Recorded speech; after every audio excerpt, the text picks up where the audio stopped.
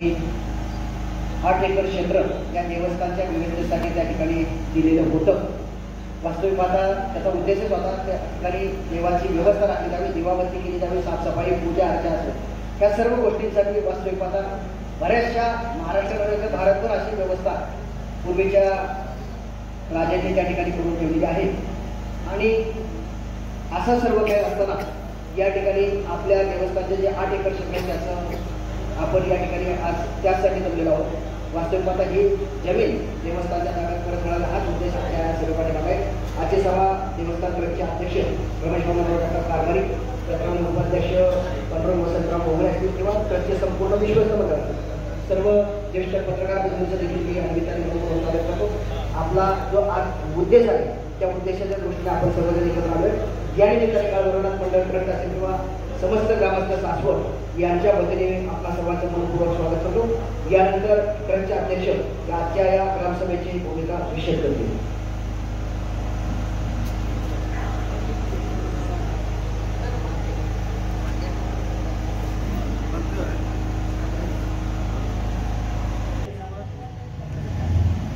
आपल्याला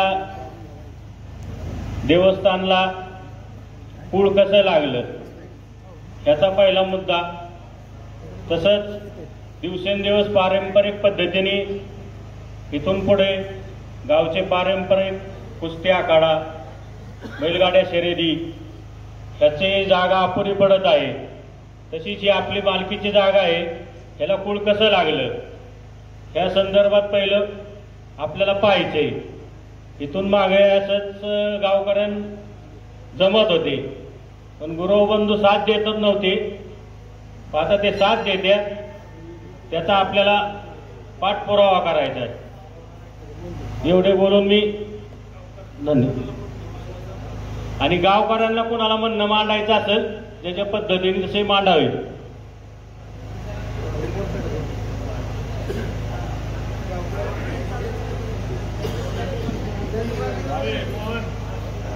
माझा म्हणजे सामाजिक विचार आहे.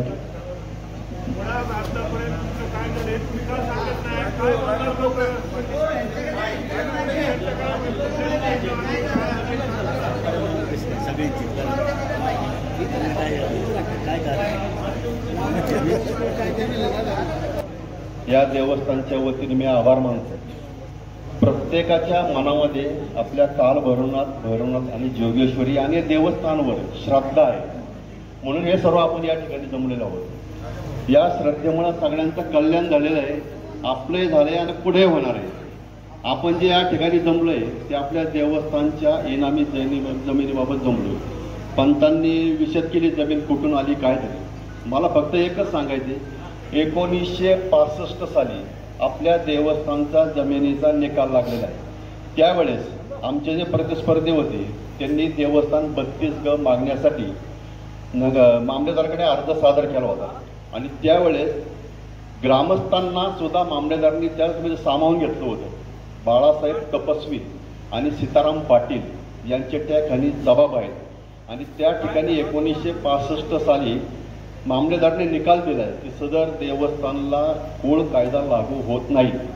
आणि त्या कुळ कायद्याला 1965 सालापासून आज तागायत त्या माणसांनी आत्तापर्यंत कुठल्याही प्रकारे चॅलेंज केलं नाही किंवा त्याला अपील केलं नाही. म्हणून तो कुळ कायदा लागू नसल्याचा निकाल 1965 सालापासून आजही आहे. परंतु काही गोष्टी दांडगाईने होतात. आम्ही गौरव मंडळी सर्व मंडळी दांडगायला आम्ही तिथं पोचू शकत नाही. पूर्वी त्या ठिकाणी जमिनीमध्ये 8 ते 9 आमच्या आंब्याची झाडं होती. त्या आंब्याची झाडे आम्ही तोडून आणत होतो आणि त्यांचा जबाब आहे फळावर माझा हक्क नाही, आंब्याचे रक्षण करी. आणि 1965 सालीच दत्तू सोपान टकले यांनी जबाब दिलेला आहे की सदरची देवस्थान इनाम जमीन असल्यामुळं मला खरेदी करता येत नाही असा त्यांचा जबाब आहे. असं असताना सुद्धा काही राजकीय लोकांचे संबंध तिथं गुंतलेत. त्यांनी राजकीय दांडगाई करून 7/12वर नावं लावून घेतली. आम्ही प्रत्येक वेळेस मामलेदाराला अर्ज दिलेत की आम्हाला 7/12चे फेरफाराचे आम्हाला प्रती द्या. मामलेदारचं आम्हाला लेखी निवेदन आले की तुमच्या देवस्थानच्या बाबतीत कुठलेही कागदपत्र उपलब्ध नाहीत. 1965 सालाचा कायदा निकाल झाला त्याचे सुद्धा कागदपत्र उपलब्ध नाहीत, म्हणून आम्ही सरकार दरबारी अर्ज केले. नंतर आम्ही 2006 साली सुमारे RR पाटील राज्याचे गृहमंत्री यांना एक निवेदन सादर केलं. त्यांनी निवेदन सादर करताना कलेक्टरला ऑर्डर केली की सदरची व्यवस्थेची चौकशी करून योग्य ते न्याय द्यायला द्यावा. कलेक्टरने मामलेदाराला दिली, पण मामलेदाराने न्याय निकाल न देता मामलेदाराने आहे ती वस्तुस्थिती कलेक्टरला सांगितली. कलेक्टरला सांगितलं, कलेक्टरने आम्हाला ऑर्डर केली की सदर जमिनीचा कुळ कायदा लागू होत नाही, तरी सदर जमिनीचा ताबा तुम्ही घेण्यात यावा. परंतु दांडगाईने आम्ही तिथं पोहोचू शकत नाही काही गोष्टी. त्याच्यामुळे नंतर त्यांनी ते हायकोर्टात अपील केलं. हायकोर्टात अपील केल्यानंतर त्यांनी असं सांगितलं की मला माझी बाजू मांडून देण्याची संधी दिली नाही. केवळ RR पाटील गृहमंत्री यांच्या दबावामुळे कलेक्टरने ऑर्डर केली आहे, पण असं काहीच झालेलं नाहीये. मामलेदारांनी त्यावेळी त्यांचे जबाब नोंदवले, ते सगळे वस्तुस्थिती त्यांना पाठवली. हायकोर्टामध्ये आमचं ते म्हणणं त्यांनी फेटाळलं म्हणजे काय फेटाळलं? देवस्थान इनाम जमीन कुळ कायदा लागू असं काहीच फेटाळलं नाही. त्यांनी फक्त सांगितले की तुम्ही योग्य त्या यंत्रणेकडे हात मागा, म्हणून आम्ही पुन्हा एकटे आलो.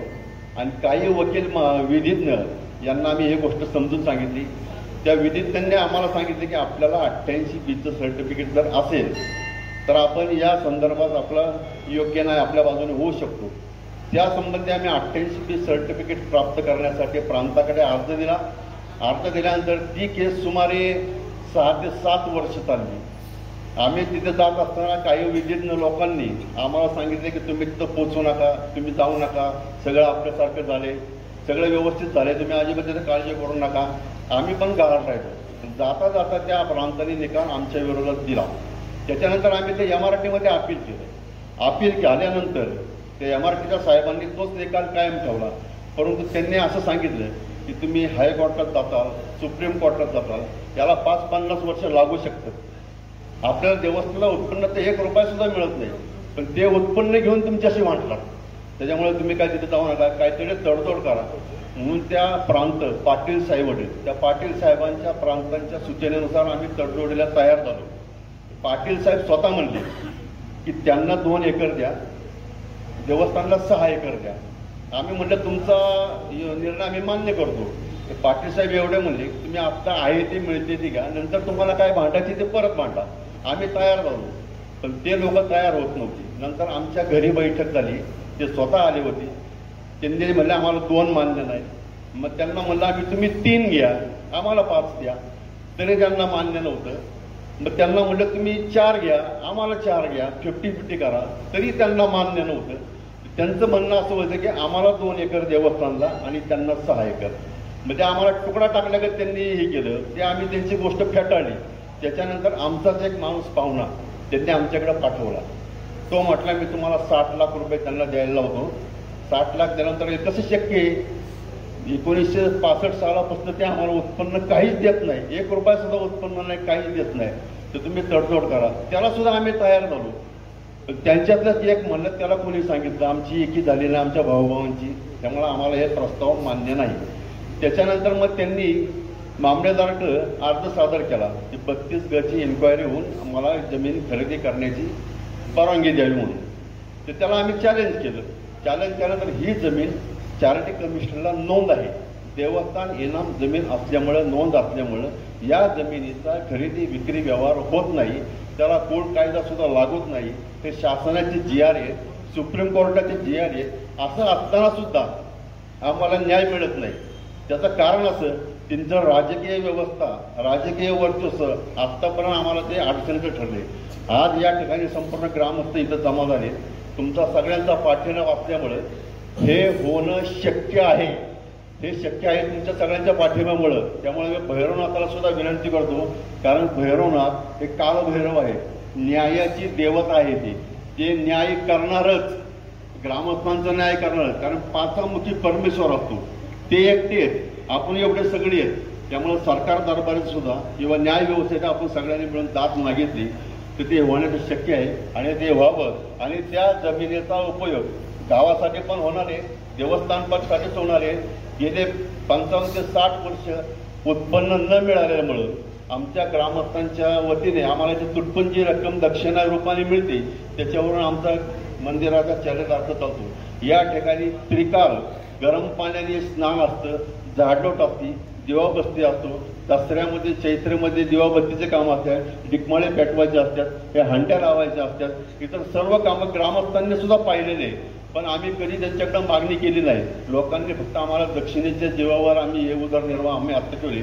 आमच्यातले काही लोक आता मुलं शिकलेली आहेत, शिकलेले असल्यामुळे आता ते आमचं काम करायला आता नको म्हणतात, कारण तुमच्यापेक्षा आम्हाला बाहेर पगार जास्त मिळतो। कोण IT इंजिनियर आहे, कोण डॉक्टर आहे, कोण वकील आहे, काही लोक पुण्याला घेऊन गेलं, कारण आमचंच भागत नाही म्हणलं तर ते इथं कशाला थांबतील। त्यामुळे आमच्या 10-12 घराच्या पेक्षा आता 5-6 घरं राहिली आहेत आणि इथून पुढे भविष्यात ही व्यवस्था राहील असं शक्यता कमी आहे। त्याच्यामुळे ग्रामस्थांना विनंती करतो, यावर सगळ्यांनी विचार करावा, जेणेकरून देवस्थानला जमिनीचं उत्पन्न मिळेल अशी सर्वांना मी आग्रहाची विनंती करतो, प्रार्थना करतो आणि नाथ चर्चे सुद्धा प्रार्थना करतो। धन्यवाद। या ठिकाणी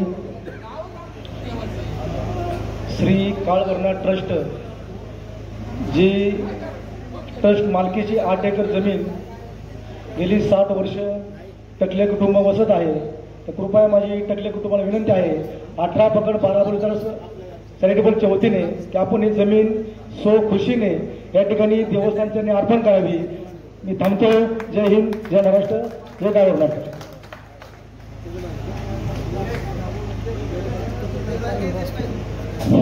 आता डॉक्टर साहेबांनी जे सांगितलं, काळभैरवनाथ आपले जागृत देवस्थान आहे।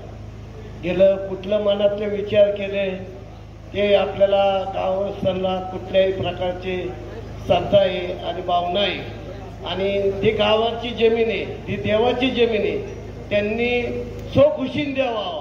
गावाचं देवाचं आणि भावाचं कधी खाऊ नये, तर त्यांनी सो खुशीने द्यावा आणि पुढारी राजकारणी पडू नये। आमचा एकच वादा, भैरवबा नाथ साहेबाचा वादा।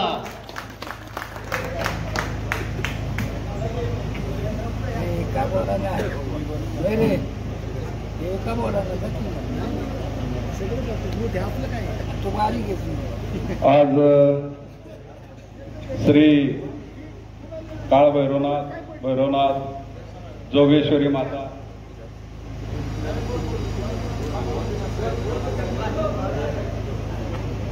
आज आपल्या गावचं ग्रामदैवत श्री भैरवनाथ जोगेश्वरी माता यांच्या आशीर्वादाने या सासवड शहरामध्ये राहणारे आपण सर्वजण, मी फक्त 1-2-4 गोष्टी सांगणार आहे नाथसाहेबांच्या बद्दलच्या, त्या फक्त सांगून मी थांबणार आहे। हे देवस्थान आणि इथली जमिनीच्या बद्दलचं विचारायचं म्हणलं तर ह्याला पूर्वपारंपरेचा जरा एक थोडा इतिहास मी थोडा सांगू इच्छितो, तो थोडा ऐकावा अशी माझी इच्छा आहे। छत्रपती शिवाजी महाराजांनी इथं राजधानी करायचा विचार ठरवला होता, तेव्हापासून ह्या देवस्थानच्या ह्याच्यावरती छत्रपती शिवाजी महाराज, शाहू महाराज यांचं वर्चस्व असणारं हे गाव आजही सगळ्या भोवताली पाहिलं तर ह्या जमिनी सर्व आपल्या सर्वांच्याच आहेत। या सासवड शहरामध्ये 18 पगड जाती राहत असताना प्रत्येक जण त्या काळामध्ये जरी कुठल्या जातीचं असलं तरी त्याचं सुतक या गावातले लोक एकमुखाने धरत होते। अशा गोविंदाने वागणारे हे सासवड गाव, या सासवड गावामध्ये ज्यावेळेस या गावच्या रचनेमध्ये काही गोष्टी करायच्या असतील त्यावेळेस ड्युटी बुदलीचं नाव दिलं गेलं, त्यांनी गावाची दिवाबत्ती होत होती। चुळी बांगडीच्या नावाखाली या गावातील येणाऱ्या महिलांचं आणि त्यांचं संगोपन करायचं, त्यांचं हे करायचं, अशा पद्धतीने केलं होतं। आणि देवस्थानची जमीन कशा पद्धतीने दिली गेली शाहू महाराजांनी, त्याचा इतिहास असा आहे की ज्यावेळेस सासवड शहरामध्ये या सासवडला सर्व जातीचे लोक राहत असताना टकले हे गावामध्ये नव्हते, त्यांचं इथं वास्तव्य काही नव्हतं। हे ज्यावेळेस फलटणच्या तिकडून इथं शेती करायला यायचे आणि ते शेती करायला आल्यानंतर इथं राहत होते, शेती केली की परत जायची। त्या काळामध्ये ही जमीन गावातल्या लोकांनी शेती केल्यानंतर इथं राहत असताना त्यांना ही जमीन 8 एकर दिली। त्यांनी काय करायचं, देवस्थानचा सगळा खर्च करायचा, गुरव समाजातली काही रक्कम द्यायची आणि आपल्या गावाच्या विकासासाठी त्यातलं काही रक्कम वापरायची, अशा पद्धतीने हे ठरलं होतं।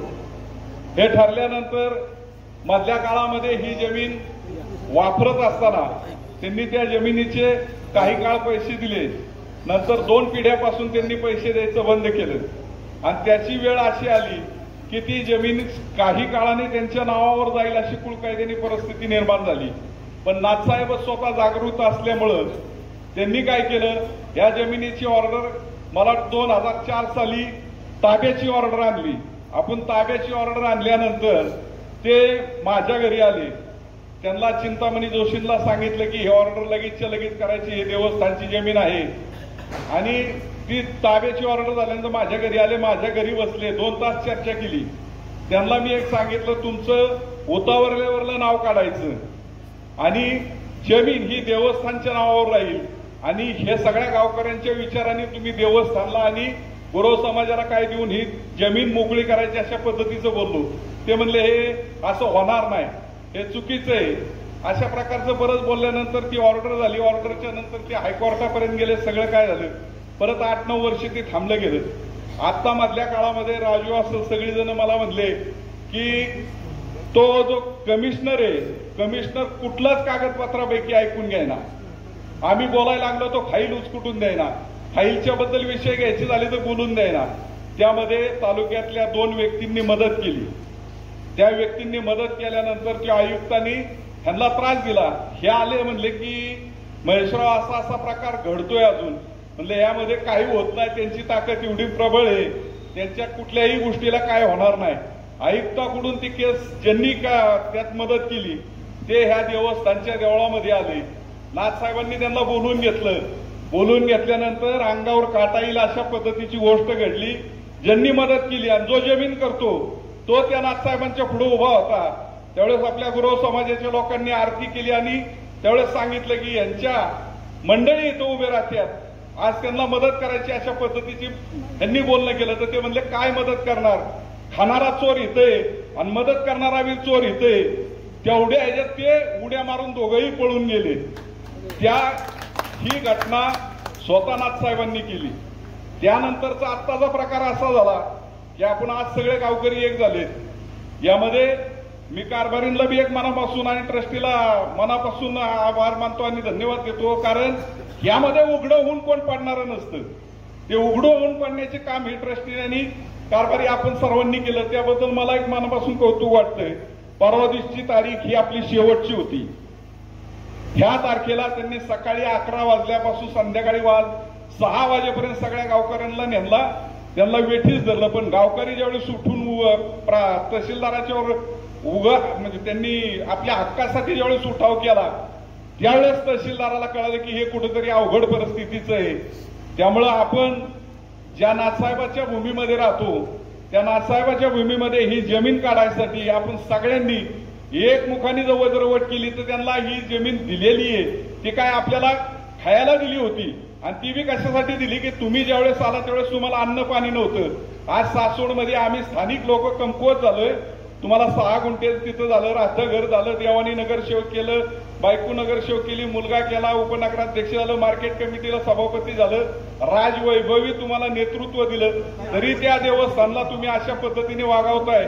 माझी कळकळीची विनंती आहे की त्यांनी आत्ता इथं येऊन ती जमीन सहजपणे सोडून द्यावी. त्यातला एकही गुंठा त्यांना द्यायचं काही कारण नाही, कारण ही देवस्थानची जमीन आहे, ही देवस्थानलाच राहिली पाहिजे अशा पद्धतीची भूमिका मांडतो आणि थांबतो.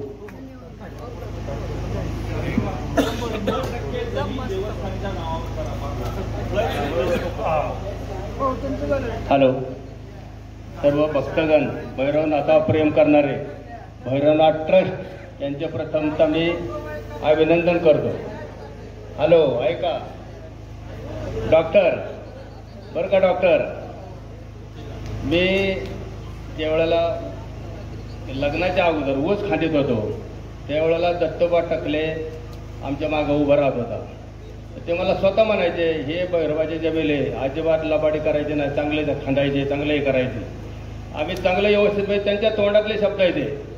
त्यानंतर मी ट्रॅक्टर ड्रायव्हर झालो. ती जमीन मी सगळे 8 एकर नांगरलेली. त्यावेळेला मी त्यांनी सांगितलं, त्यांचा मोठा मुलगा होता, म्हणलं ही भैरवाची जमीन आहे त्यामुळं चांगलं काम कर. मी कडक कोपरा सगळं काढून दिला. असे स्पष्ट बोलणारी लोक सुद्धा आता जर असं त्रास देत असेल तर तुम्ही सांगितल्याप्रमाणे हे गावाशिवाय होणार नाही. गावानेच भाग घेतला पाहिजे, एक एक खांब रावलाच पाहिजे आणि स्वतः उभं राहून तिथं करावं लागल. हे वैयक्तिक एक आणि दोघाचं काम नाही, सगळं गावाने उभं राहावं लागले. आणि आता उत्तम भाऊने सांगितलं ना, तुकाराम महाराजांनी सांगून गेलेलं आहे, देवाचं भावाचं गावाचं खाऊ नाही आणि खाल्लं तर ते परापत त्याची पुरं होत नाही. ती त्याकरता सगळ्यांनी एकमुखाने कुठलाही राजकीय स्टंट न करता, जातीवाद न करता फक्त भैरवाडवाड्यापर्यंत समोर ठेवा आणि ते जमीन ताब्यात घ्यायचा प्रयत्न करा. कुठं कुणाला भेटायचं, कसं करायचं, जरा तज्ज्ञ माणसाकडून वकिलाकडून सल्ला घेऊन घे करा. किंवा दुसरा पर्याय अजून समझोता प्रेमाने आपण त्यांच्याकडे जाऊ की काही करून आम्हाला जमीन नाही तसं नाही, ऐकून घ्या, आम्हाला जमीन तुमची परत द्या किंवा ताबा घ्यायचा, ताबा घ्यायचा. जायचं कुठं? ताबा घ्यायचा, ताबा. कोणाकडे जायचं नाही, उठायचं आणि ताबा घ्यायचा. आपण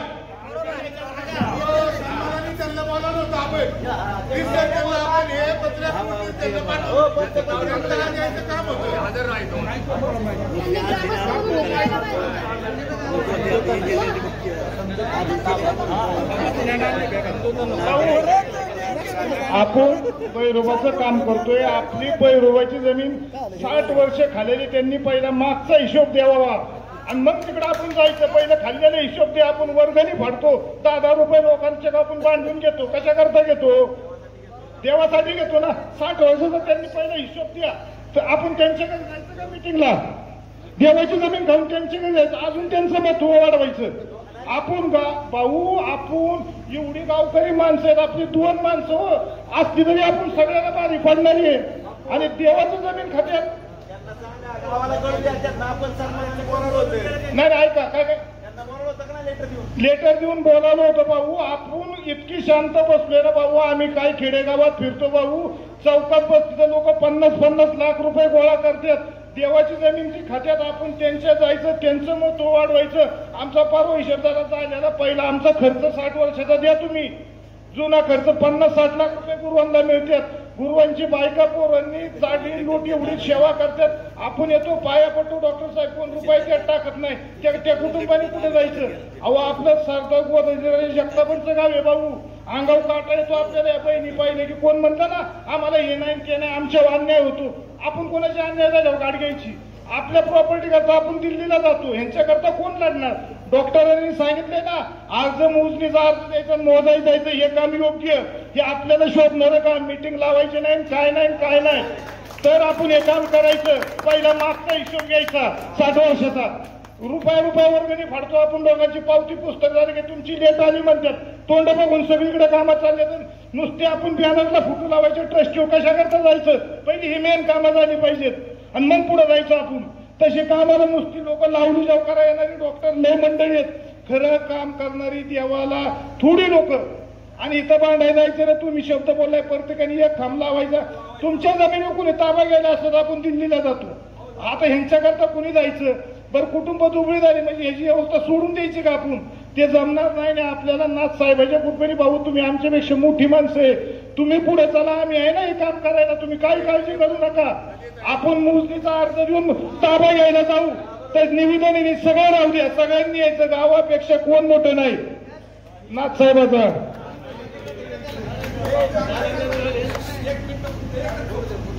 हॅलो, बोलायचं काय नाही. हा विषय काय खाली बस. आतापर्यंत केस कोण करतोय? गुरव घ्यायचं. ट्रस्टीला सातबाऱ्यावर नाव आहे, त्या नावाने तुमची ट्रस्ट नाही. तुम्हाला केस सुद्धा करता येत नाही. तर पहिली ट्रस्ट त्या नावाने करावं लागेल, त्या सातबाऱ्यावर नाव येत्या आणि मग बाकीचा उद्योग करावा लागते. आणि असंच जाऊन कुठे बी घामरावा, त्याला काय अर्थ नाही. आपण होणार काय त्यात?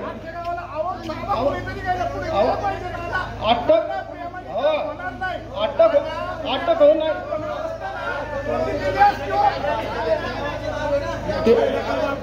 तर आपल्या ट्रस्ट साठी ट्रस्ट आता काय करा तुम्ही? आता माझा आहे का? हो का? ट्रस्टचा कायदा करा. गुरुवंशावर त्यांच्यावर केस करायची असेल आता डॉक्टर काय म्हणले, गुरवबी काढायचे आणि सगळीच काढायची. हा, गुरवांची जर काढायची असेल तर तुम्हाला जे 7/12 नाव आहे त्या नावाने ट्रस्ट करावं लागेल आणि मग त्या ट्रस्टने काढावं लागेल.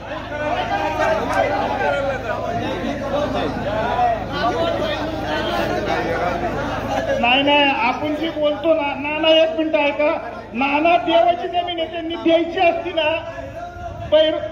एक मिनिट ऐका ना.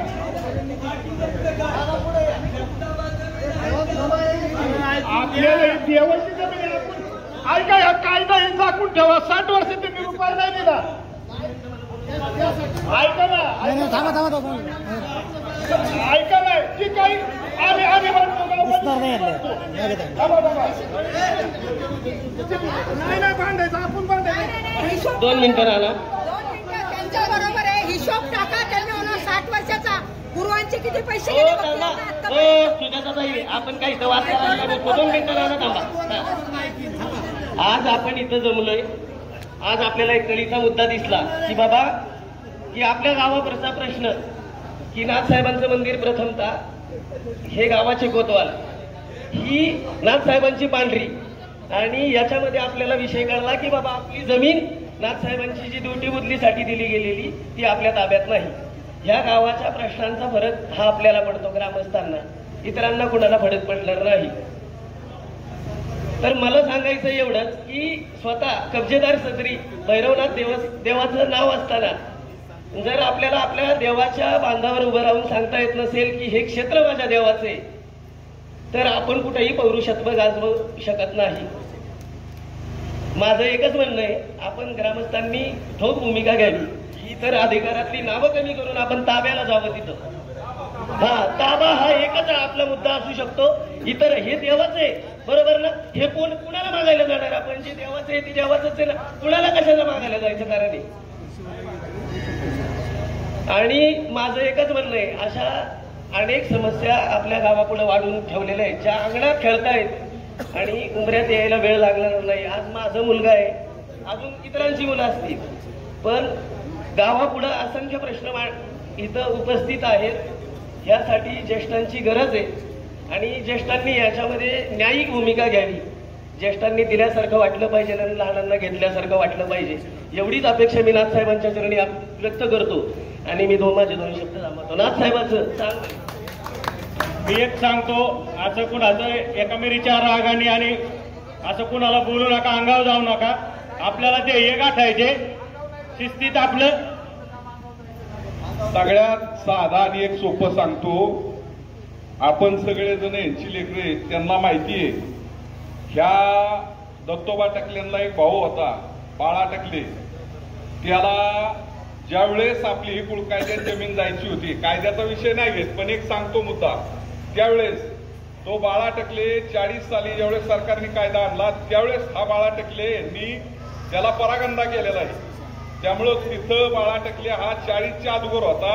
पुढं 6 वर्ष कुणाचं नाव नव्हतं, कारण दत्तोबा टकले हे 12 वर्षाचे होते. त्यामुळं सज्ञान झाल्याशिवाय त्यांचं नाव लागत नव्हतं. त्यामुळं कुळ कायदा हा विषय बसत नव्हता. पण 57 साली आपल्या पूर्वजांनी कुळ कायद्याला विरोध आहे म्हणून एक अर्ज दिला होता. तो एक आपल्याकडे पुरावा आहे, म्हणजे हा एक महत्वाचा विषय. तिसरी गोष्ट, 2004 सालानंतर आपण ज्यावेळेस ऑर्डर आणली त्यानंतर त्यांच्यातल्या काही नातेवाईक आणि काही लोकांनी एक त्यांचे कागदपत्र गहाळ केले. आमचं सरकारला एक विनंती आहे की जर उद्याच्याला चुकीच्या पद्धतीने निर्णय द्यायला लागले तर सगळं गाव बंद राहील, एवढी सरकारच्या सर्व अधिकाऱ्यांनी दखल घ्यावी.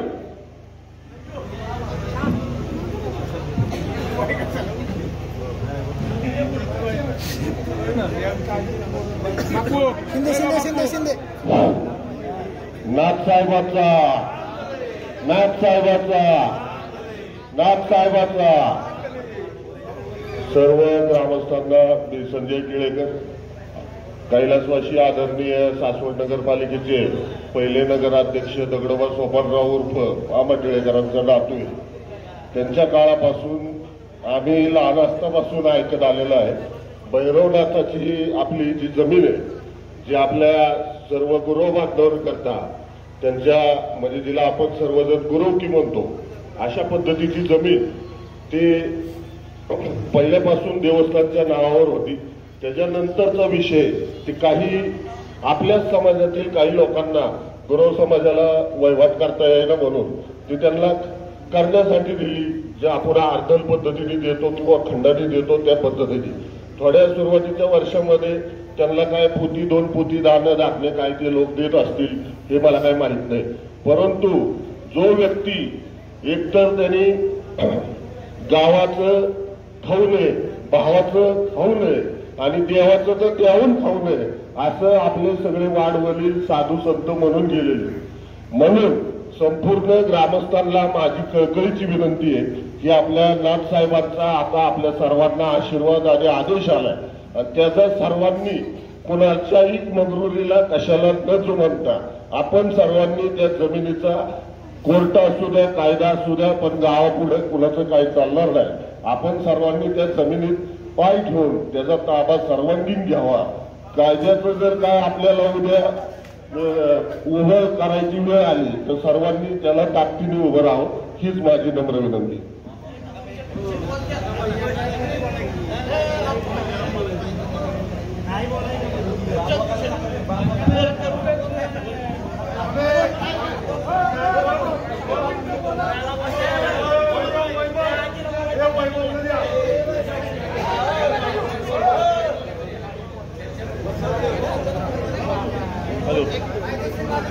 हॅलो, आपण हे नाथसाहेबांच्या कृपेने जी आजची ग्रामसभा बोलवली त्या ग्रामसभेचं उद्दिष्ट एकच आहे की जेणेकरून आपल्याला साम दाम दंड भेद या तिन्ही गोष्टीचा अवलंब करून आपल्या जमिनीवर ताबा हा घ्यायलाच पाहिजे, घेतलाच पाहिजे. आणि संपूर्ण गावाने याच्यासाठी नाथसाहेबांसाठी म्हणलं तरी एकत्र यायचंय. कुणी कुणाची मुनी तुणी काढत बसायचं नाही आणि सरळ साध्या पद्धतीने ही जमीन आपण आहे ना ताबा करून ताब्यात घेणे एकच त्याच्या पाठीमागचं उद्दिष्ट आहे.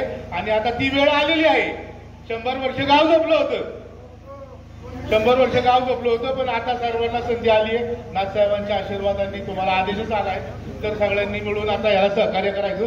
कुणी कुणाची मुली जमीन काढायची नाही आणि जमीन आपल्याला ताब्यात घ्यायची. नाथसाहेबांच्या नावाने सर्वांना फक्त एक माहितीसाठी मी इथं उभा राहिलोय. माझं नाव आहे दीपक आगवणे. हिंदू जनजागृती समिती आणि महाराष्ट्र मंदिर महासंघाच्या वतीनं मी तुमच्या इथं म्हणजे आपल्या इथं उभा राहिलेलो आहे देवाच्या दरबारात. तुम्हाला फक्त एक आश्वस्त करायला आलेलो आहे. महाराष्ट्र मंदिर महासंघाच्या वतीनं शिर्डीला आपलं आहे ना मंदिरांच्या देवस्थानांची एक अधिवेशन झालं. त्याच्यामध्ये भैरवनाथ देवस्थानाचे पण सचिन वडणे असतील किंवा आपले राजाभाऊ असतील, मोहन काका असतील आले होते. आपल्या पुरंदर तालुक्यातल्या वीर देवस्थान, परत आपलं जेजुरी देवस्थान असेल, बोपगावचं आपलं कानिपनाथ आहे, परत त्याच्यानंतर आहे ना इथलं आपलं जे महादेवाचं जे मंदिर आहे भुलेश्वर आहे, सगळे आले होते. या नवरात्रीमध्ये न्याय आणि विधी राज्यमंत्री आशिष जयस्वाल साहेब यांच्या बरोबर आपली बैठक झाली. देवस्थानाच्या जमिनी देवस्थानाला परत मिळाव्यात यासाठी ते लवकरच अध्यादेश काढतायत. अँटी लँड ग्रॅबिंग ऍक्ट हा कायदा लवकर पास होतोय आणि आपल्याला सरकारचं सुद्धा पाठबळ आहे. तालुका लेवलला, जिल्हा लेवलला जर काही अधिकारी किंवा काही मध्यस्थी करून कुणी काहीतरी त्याच्यात खोडा घालत असेल तर आपल्याला त्याच्याही विरोधामध्ये तक्रार करून न्यायिक पद्धतीनं, संविधानिक पद्धतीनं तिथं विरोध करून तक्रार दाखल केली तर आपल्याला त्याच्यामध्ये सुद्धा यश मिळणार आहे. आणि आज नाथबाबांच्या मध्ये भैरवनाथांच्या दरबारात उभं राहून तुम्हाला एक आश्वस्त करण्यासाठी इथं मी आलेलो आहे. विजय नाथबाबांच्या चरणाची असलेल्या आपल्या भावभक्तीचाच होणार आहे. कसल्याही परिस्थितीमध्ये ह्या ज्या जमिनी छत्रपती शिवाजी महाराज असतील, आई जिजाऊ साहेब असतील किंवा आपल्या ना जसं जेजुरी गडाला अहिल्याबाई होळकर असतील, ह्यांनी ज्या जमिनी देवस्थानाला दिल्या त्या देवस्थानाच्या जमिनीमधून त्या देवस्थानाचा कारभार चालावा, अन्नछत्र चालावं, उत्सव चालावे ह्यासाठी त्या जमिनी होत्या आणि त्या जमिनी आपल्याला संघटित. आणि मला खरोखर खूप आनंद वाटतोय की आज आपलं गाव एकत्र झालेलं आहे. आणि हे एकत्र येण्यासाठी सुद्धा त्या नाथबाबांची भावभक्ती आपल्या अंतःकरणात आहे, म्हणून आपण इथं जमलेलो आहोत. आणि सरकार लवकरच आपल्याला ह्याच्यामध्ये मदत करत आहे आणि आपला विजय होणार आहे. त्यामुळं मनामध्ये कुठल्याही प्रकारची द्वेषभावना, मत्सर सगळं बाजूला ठेवून आपण संघटित होऊया. आणि आता जसं डॉक्टर साहेबांनी सांगितलं किंवा सगळ्यांनी सांगितलं, हे आपला हक्क आहे, आपल्या देवाचा हक्क आहे. त्याच्यासाठी आपल्याला एकत्र यायचं आणि आपण आलोय आणि आपल्याला लवकर ह्याच्यामध्ये यश मिळणार आहे. एवढंच बोलतो आणि थांबतो. आपण आज भैरवनाथ देवस्थानची गोष्ट आपण हे केली. ते ताबा मिळाल्यानंतर आपल्याकडे बरेचसे देवस्थान आहेत, पण त्या देवस्थानची जागा इतर सहकार बुजून आता हे आपल्या ग्रामस्थांनी उभे राहायला पाहिजे. आणि ही माहिती आपल्याला पारंपरिक पद्धतीने मिळाली पाहिजे. जर एक देवस्थान आपण त्याचा ताबा मिळवला तर बाकीच्या देवस्थानचे पण काही ताबे आहेत, त्याची चौकशी झाली पाहिजे. एवढं बोलून मी थांबतो. नाथसाहेबांचा चांग बोले. सासवडचं ग्रामदैवत श्री भैरवनाथ, आई योगेश्वरी माता श्री काळ भैरवनाथ. सासवडचे सर्व ग्रामस्थ जास्त वेळ घेणार नाही. आता शामरावदादा जगताप आणि राजाभाऊ जगताप सल्लागार दोघं मेन रोडनी वरनं येत होते. मेन रोडला मी उभा होतो आणि रस्त्यात बबनराव टकलेंचे चिरंजीव राजेंद्र टकले रस्त्यात माझ्याशी बोलत होते. त्यांनी मला बी बघितलं बोलताना. तर बोलता बोलता मला त्यांच्या तोंडात शब्द असा आला, अरे आमच्या मागे जरा दुपटणं लागलं. म्हणलं तुमच्या मागे दुपटणं नाही लागलं, देवस्थानची जमीन सोडायची एवढाच फक्त तुम्हाला नाथसाहेबांचा निरोप देतो म्हणलं मी. काय त्याच्यामुळे जास्त काय बोलण्यापेक्षा आपली देवस्थानच्या जमिनीसाठी आपण सर्वांनी एकत्र यायचं. त्यांना नाथसाहेब सद्बुद्धी देईल, त्यांनी ती मोकळ्या मनाने सोडावी, नाही तर गाव सोडून घेणारच 100%. आणि त्यांनी अर्ज करावे. शूटिंग चालू आहे, माईक चालू आहे म्हणून मुद्दामून बोलतोय की जशी भैरवनाथ देवस्थान ट्रस्टचं एकट्याचं नाव होतं ना उतार्यावर, तसं तेवढंच नाव राहावं. आणि त्यांनीच अर्ज करावा की बाबा ही देवस्थानची जमीन आहे, ही देवस्थानच्या जमिनीतनं आमची नावं वगळावी, अशी सद्बुद्धी त्यांना काळ भैरवनाथांनी द्यावी. आणि येणाऱ्या लक्ष्मीपूजन दिवशी आणि येत्या रविवारी आपल्या सर्व ग्रामस्थांनी मिळून आपली जमीन सुटावी म्हणून पहिला अभिषेक आता पहिला आपल्याला ह्या कामासाठी करायचा आहे. ते काम पूर्ण होतपर्यंत इथलं कुणी हलायचं नाही. एवढंच या ठिकाणी बोलतो.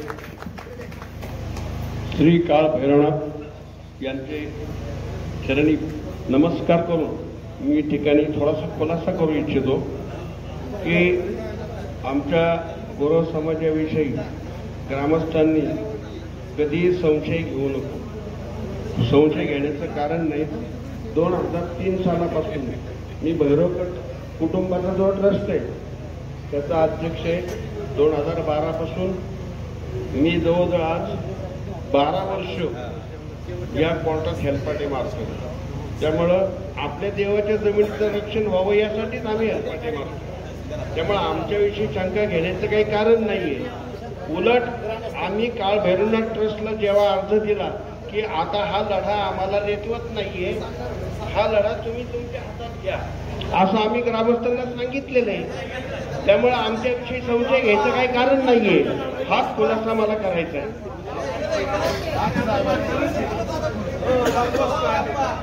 आता आपल्याला डॉक्टरांनी सांगितल्या पद्धतीने मोजणीला अर्ज द्यायचा आणि मोजणी सगळं ताबा घ्यायला जायचं. त्याचं फक्त निवेदन दिल्यानंतर बाकी काही करायचं नाही.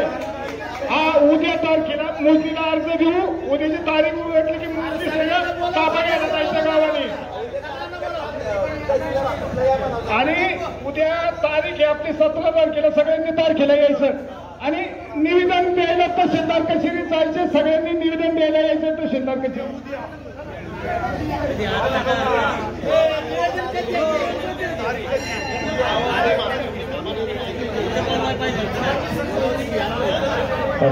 नाथसाहेबाचा सांग बघा. सर्वात प्रथम मी माझी ओळख करून देतो.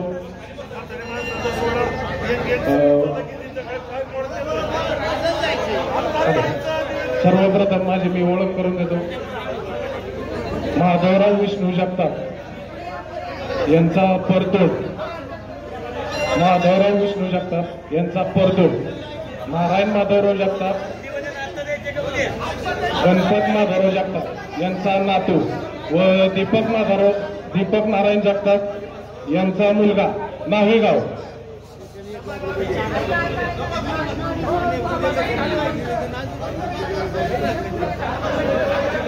परत एकदा माझी ओळख करून देतो.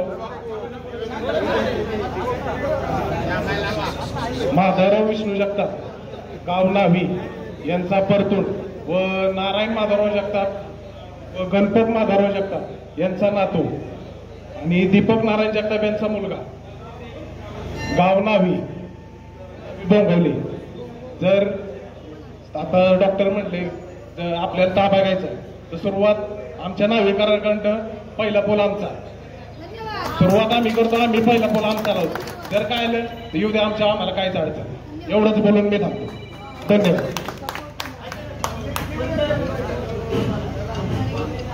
ऐका ना डॉक्टर, आपल्याला ताबा घ्यायचा आहे. काही ग्रामस्थांचं असं म्हणणं आलं की मोजणी करून प्रायव्हेट मोजणी करायची 1-2 तासात होती. सरकारी मोजणी त्या कबरतवर ज्यावेळेस आपला ताबा येईल त्यावेळेस आपण सरकारी मोजणी करू. आता प्रायव्हेट मोजणी आपली 2 तासात होऊ शकते. प्रायव्हेट मोजणी करून लगेच प्रत्येकाने ताबा घ्यायला जायचं, एक पोल लावायचा किंवा प्रत्येक ग्रामस्थांनी तिथं यायचं. आणि प्रायव्हेट मोजणी करायची. आता सरकारी मोजणी 100% करू, आपण करावीच लागणार.